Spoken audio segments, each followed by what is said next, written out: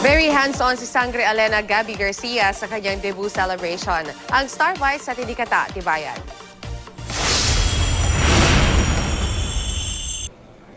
Hindi maikubli ni Encantadia star Gabby Garcia ang excitement at sa unang pagkakataon makikita na niya ang berdeng serpentina gown na kanyang isusuot sa nalalapit na debut celebration sa December 6.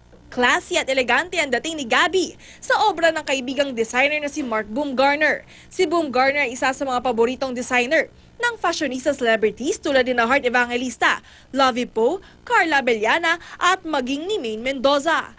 Ang green gown na ito ay isa sa 3 gown na kanyang susuotin. I really requested na lagyan ng touch of green yung debut. Napamahal na rin sa akin yung character ko sa Encantadia. And ang daming naging symbol sa akin ng green. It's a symbol of success.